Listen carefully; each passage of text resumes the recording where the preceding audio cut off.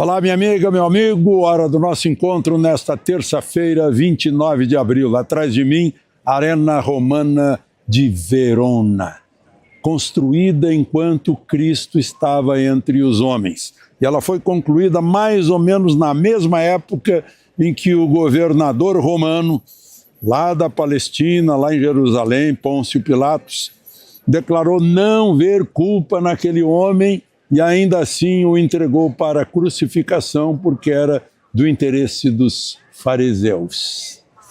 Pois é, quanto simbolismo nisso, né? Essa arena resistiu a terremoto, enchente do rio Adige, bombardeio na Segunda Guerra e ainda abriga 22 mil espectadores em grandes espetáculos. Originalmente, abrigaria 30 mil a 33 mil pessoas do Império Romano. Não esqueça de se inscrever e ao final de deixar o gostei ou não gostei.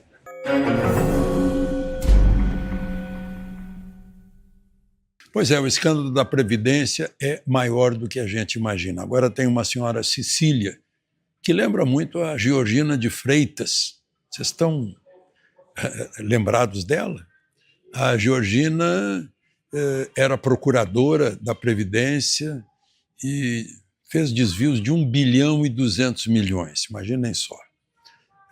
Foi condenada a 14 anos de prisão, como se tivesse escrito na estátua da Justiça, perdeu o mané com batom.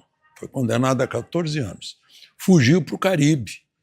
Depois foi extraditada de lá, voltou para o Brasil, cumpriu pena, ou uma parte da pena, ganhou liberdade, estava dirigindo, bateu o carro e morreu em 2021, Georgina de Freitas. Agora tem essa senhora Cecília Rodrigues Mota. Se descobriu que ela fez 33 viagens ao exterior, inclusive para Dubai, Paris, Lisboa, levava acompanhante. Ela foi presidente de 2 associações de pensionistas e aposentados, todos idosos. Enfim, e mais, olha só o que se descobriu, é uma atrás da outra, né? As pessoas que estavam relacionadas com ela receberam mais de 14 milhões. Vejam só, mais uma. De uma vez só, o INSS autorizava em lote, como se fosse um julgamento no Supremo do 8 de janeiro. Autorizava em lote. Num só lote foram 34.500 descontos. E agora entra também a Confederação dos Trabalhadores da Agricultura, a CONTAG.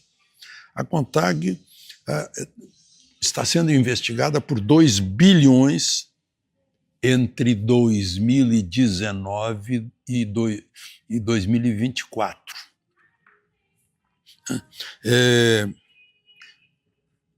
Passava o dinheiro para agência de turismo, para um serviço de buffet, para uma locadora de ferramentas para eventos, tudo isso. E também se descobriu que era uma quadrilha mesmo. Tem um servidor, um policial federal, 27 anos de Polícia Federal, a própria Polícia Federal descobriu que ele estava dando cobertura, custódia num carro da Polícia Federal para pessoas envolvidas que saíam do aeroporto de Congonhas, iam muito a Brasília. Sabe lá por que dessa custódia, né? Será que tinha dinheiro? Pois é. Então, meus amigos, estamos diante de um grande escândalo e o ministro Carlos Lupe tem que prestar informações sobre por que ele ficou passivo. Ele disse que não se omitiu, mas foi avisado lá atrás. Já tem prova disso, numa reunião do Conselho da Previdência, em 2023. CGU também já estava avisando, Tribunal de Contas da União avisando, e Lula também vai ter que explicar por que mantém o ministro. Não? Bom, uma outra questão, a camisa da seleção, camisa reserva, camisa alternativa da seleção vermelha, tal como a seleção da União Soviética ou da seleção da China. Camisa vermelha é uma cor que não tem na bandeira brasileira e muito menos no emblema, no símbolo, na bandeira da CBF.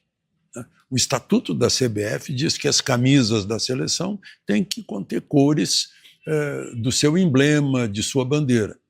Só que o vermelho não está lá, porque o emblema da CBF repete as cores da bandeira nacional. E o Brasil é verde e amarelo. Né? É o verde da Casa de Bragança, o amarelo da Casa dos Habsburg da Áustria, da Princesa Leopoldina e de Pedro I, na independência. São as cores da bandeira desde o início, desde a independência.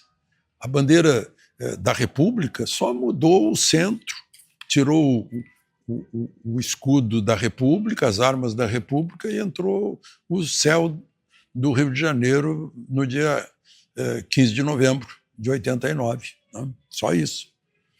Mas, claro que há razões políticas. Né? Vamos dizer assim, não, os bolsonaristas se apropriaram da camisa da seleção que virou como símbolo deles. Não, era símbolo do Brasil. Em Copacabana, na Avenida Paulista, na Esplanada. É isso que está em jogo. O simbolismo Brasil é verde e amarelo. Vai acabar que a seleção vai perder torcida, né? Eu vi o Oi Luiz dizendo que vai voltar a torcer por 7-1. É o que pode acontecer. Bom,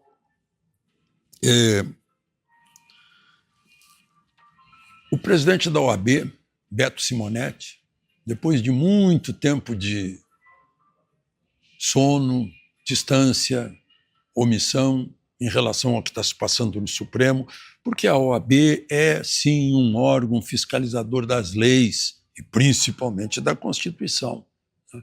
Mas estava longe da realidade brasileira. Agora, pressionado por uma associação de advogados de direita, foi ao ministro Zanin perguntar para ele por que ele, como presidente da primeira turma, mandou lacrar os telefones de todos os presentes. E a resposta foi que o ministro Zanin disse que tem poder de polícia e que, como presidente, buscou consenso, houve consenso na turma, ou seja, todos concordaram em fazer isso, para o bom andamento dos trabalhos, como medida excepcional. Não tem como a gente não lembrar a ministra Carmen Lúcia, depois daquele discurso como presidente do Supremo, cala a boca, já morreu, ela acabou cedendo, acompanhando o relator num voto de censura prévia, se não me engano, um órgão eu acho que foi o Brasil Paralelo. Não, agora a memória pode me trair. E ela disse que sim, que parecia censura, mas é um caso específico, perto da eleição. Vejo isso uma situação excepcionalíssima, já que a Constituição veda a censura. Então, de exceção em exceção em exceção, a gente cai num regime de exceção, não é? Quando as exceções vão se somando e virando rotina. Essa é uma questão muito séria, que a OAB deveria constatar também. Mas aí, depois das explicações do ministro Zanin, o Supremo reiterou tudo isso numa nota em que dá a entender outra coisa. Diz que não é permitida filmagem e fotografia nas sessões de julgamento, quer no plenário, quer nas turmas. Uai, a TV Justiça, que transmite tanta coisa que é retransmitida pelas televisões normais, né? Então parece que passou a ser proibido. Tal como na corte americana, por exemplo, as pessoas podem desenhar os personagens, mas não podem fotografar. Mas aqui no Brasil nós temos o artigo 37 da Constituição, que diz que todos os atos de governo, né, são públicos. Então deixou de ser público a origem do poder não pode registrar. Estranho. Estranho. Mas, enfim. E, por fim, o ex-ministro do Supremo, hoje ministro da Justiça, Ricardo Lewandowski, foi convidado pela Comissão de Segurança da Câmara dos Deputados e lá houve um bate-boca.